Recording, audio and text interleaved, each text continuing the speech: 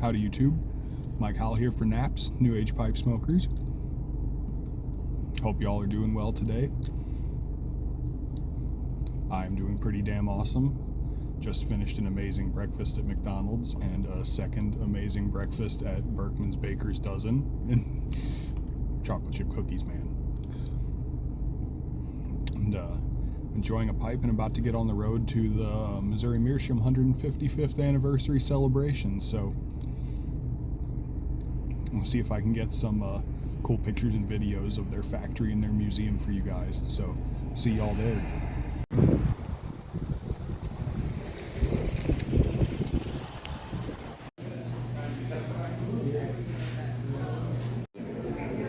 Ooh, fancy.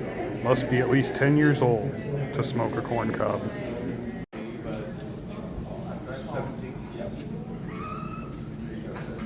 Pretty fucking cool.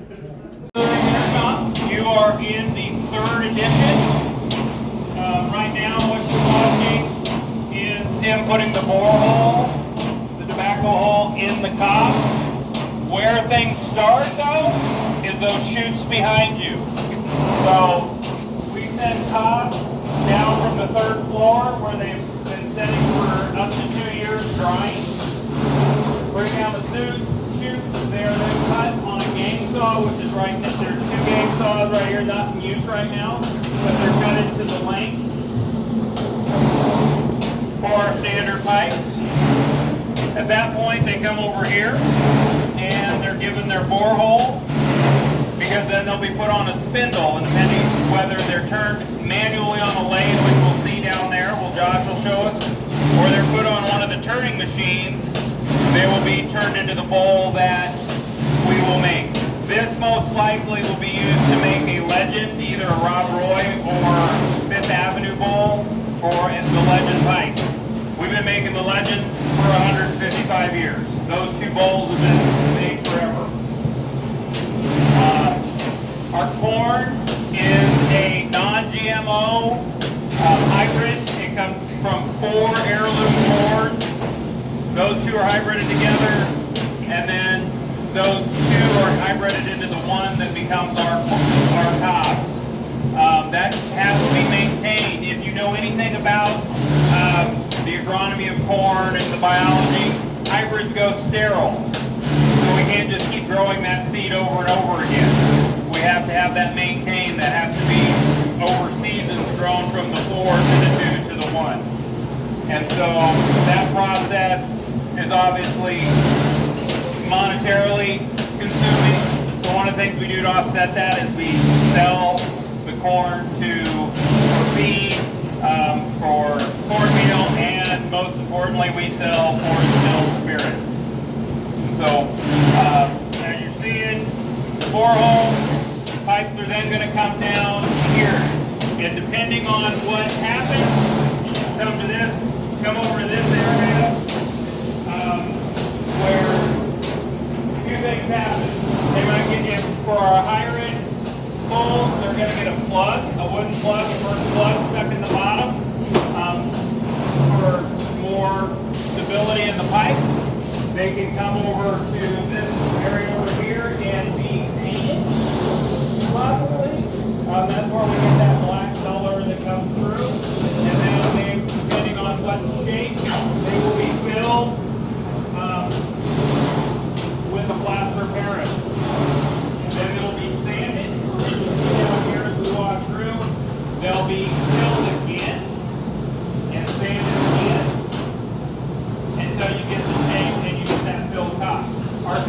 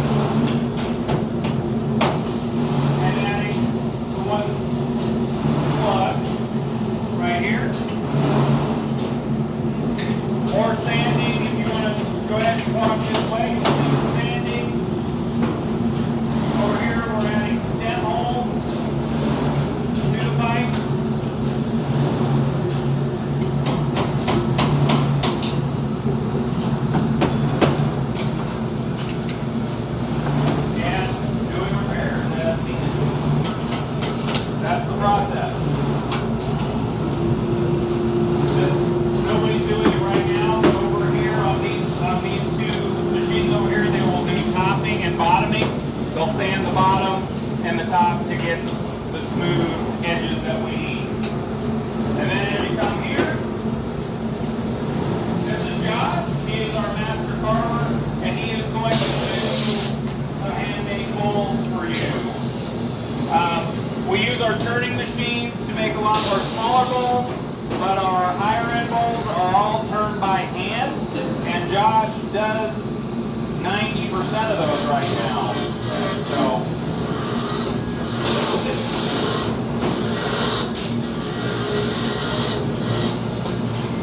Josh is fast enough that he can do some 500 bowls per day.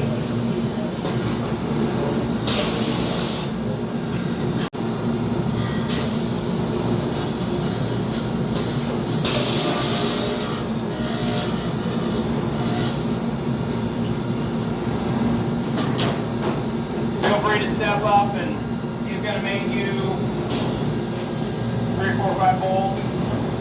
Just made a Patriot bowl.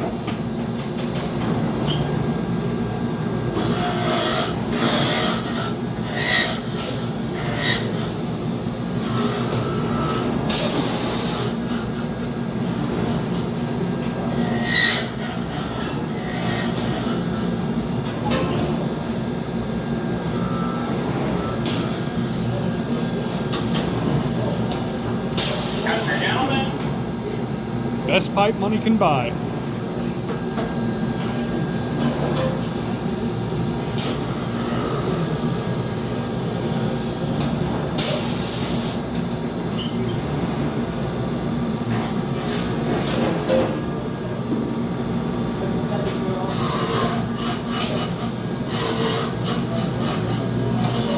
So all of these, one of these things, I mean, this place is like stepping back into the 1930s. These crates that we use, they're over 100 years old. Bowls are in different places of finish. These are coming in to get probably their clear coat, and they will be, because these are going to become boons. It's a country gentleman bowl, but it'll be a boon pipe. You've got minis. Looks like Morgans. What's in there? But these have already been lacquered. Our lacquer room is right behind you. We literally use old cement mixers to sort of tumble the lacquer onto them. So move there. This is our old printing machine where we put the faux cas print on our birch stem or shank. And so as we move through, Charlene is finishing. She's finishing pipes. Down here, we're making little mini pipes, finishing them up with bamboo stems. Down here, Dee is she's patching.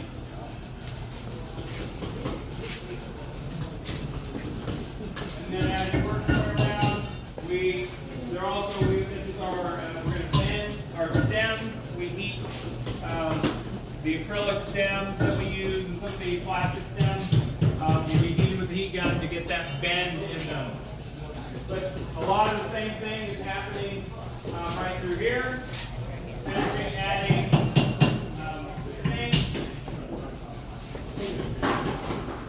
stems, and then of course you can't have them through Meerschaum without the label. They all have the label.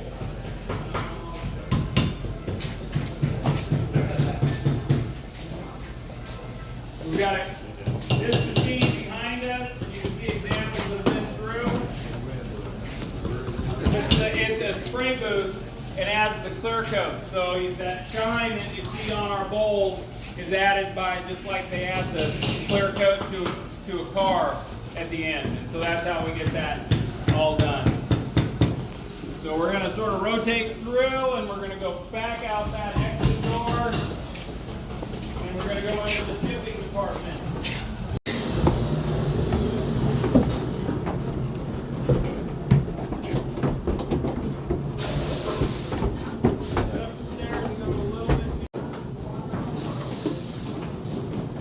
Wow.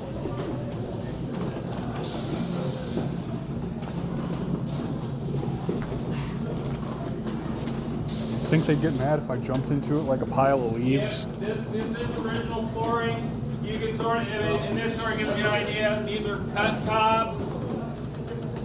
They will eventually be barrel bags. They're still drying out. There's still a pile of non-cut, but these will be most of what's in this area is pony bowls. So it'll be our smaller bowls, and they will eventually be sent back, brought back down, turned into pipes. But they, when they have extra time, they go ahead and cut them. So you can sort of, that gives you that idea. But harvest starts in about, hopefully in a week. We have, our corn goes in late and it comes out late because of that. Our corn can't, and the reason we put it in the ground late is the temperature has to be a little bit warmer for the hybrid than sweet corn or feed corn that is more commonly grown. You also can't use pesticides, modern pesticides and herbicides on our corn because it hasn't been, it was, what's made today is made to take care of those corn. It would kill our corn, especially when it's first starting to grow. So we have to wait until everybody's sort of done their first fertilizing, weeding, and that sort of thing. So we have to wait a little bit. But so they're planning on harvest starting about October 7th. If you are familiar with the area, our corn cribs are basically right across from the airport, and that's where the shelling operation is. And then we do have a field. The corn, if you go down 47 right now, there's a field, a big field that has not been cut that's right up along the road. That's actually our corn right now. And we'll start, like I said, start harvesting, weather permitting, next week. It looks like it's going to dry out. So we got through the hurricane. Hopefully it dries out and we can get into the field. And then it's good because we have to use pickers versus modern combines. It'll take anywhere from a month to 2 months, weather permitting, to get all our corn out of the field. And that's a great day. I can tell you, living with the general manager, she's my wife, she's really happy when the corn's out of the ground and in the crib.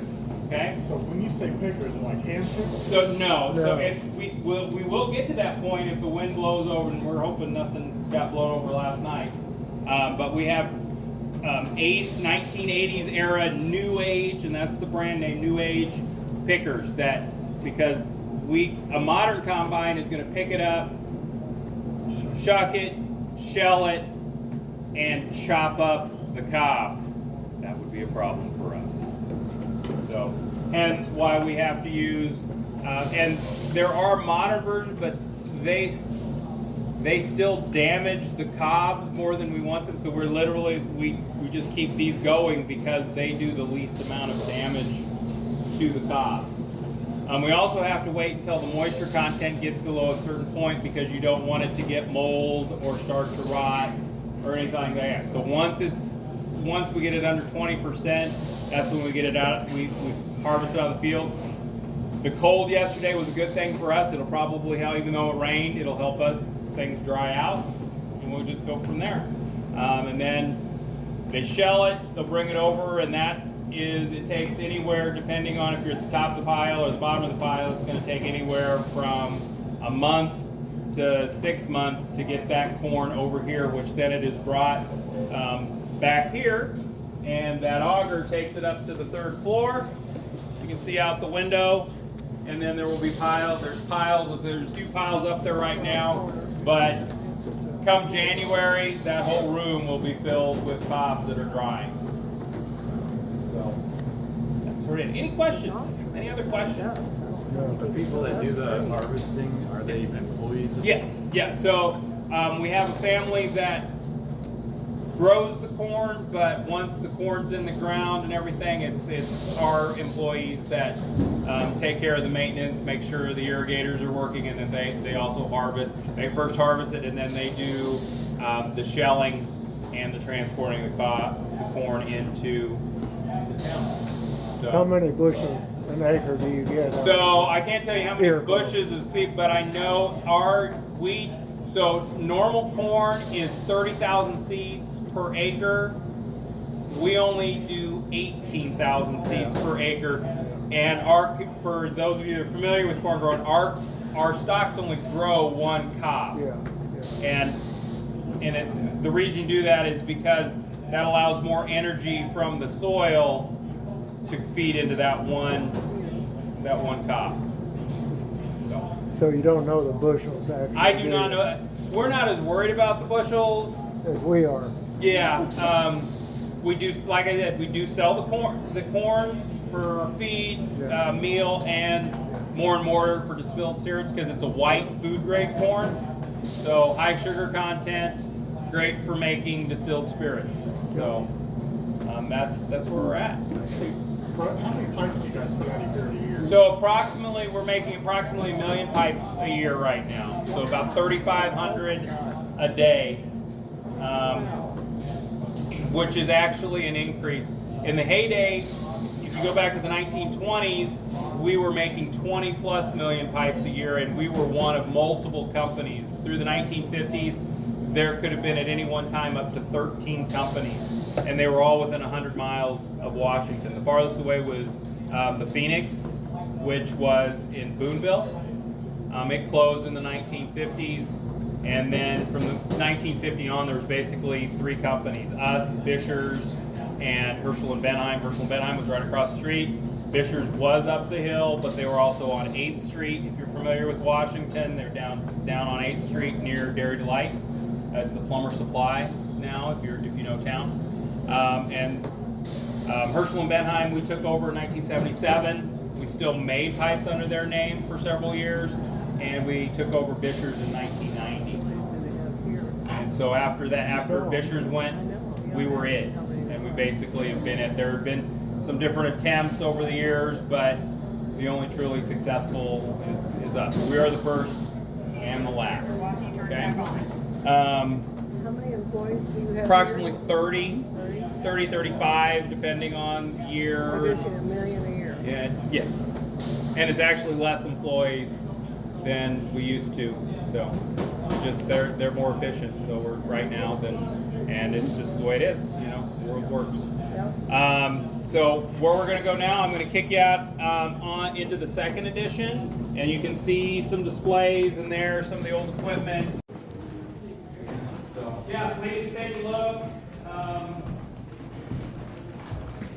That is actually our cash register. We used that cash register at one time. It no longer works, but you can see some of the cart is, if you look at the video, if you go out into the museum, in the lower left-hand corner, there is a video from the 1950s, and you can see them putting cobs in that cart. So that cart is more like, and it's probably more than 100 years old. Yeah. And then in the 30s, they went into actual Bakelite, and then a little later they went into Monsanto Lustron, which was basically just another Bakelite variety. Oh, that's so interesting. I love history. Yeah, that's what got us doing what we're doing, really, is sitting around the porch smoking pipes and talking about the history. Yeah, like Now this happened. the Industrial Revolution Yep. in the United States has been really interesting.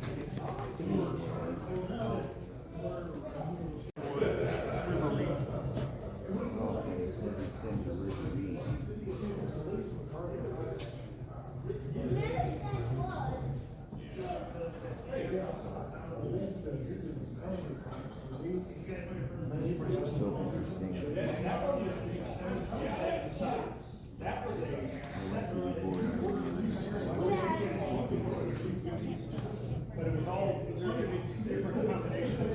There was a cigar Very interesting business. Yeah. two cigar factories. I knew there was a hat. And that was interesting. And I know Yeah, that's that kind of a novelty. It is, yeah. Yeah, it's like sort of the old 50s malt with 2 straws date. You just I kind of thought that was the beginning of the malt, maybe the beginning of the juice. yeah. And they used to have one called a table pipe, which actually the bowl sat down and it was a big flexible tube with a mouthpiece, so you could just like throw your pipe on the table and sit back and smoke it. I know a couple fellows who still make those actually. Yep. Very good. Well, thank you. Yeah. Appreciate it. I mean, please Yeah, it does. Yes. We just don't want general.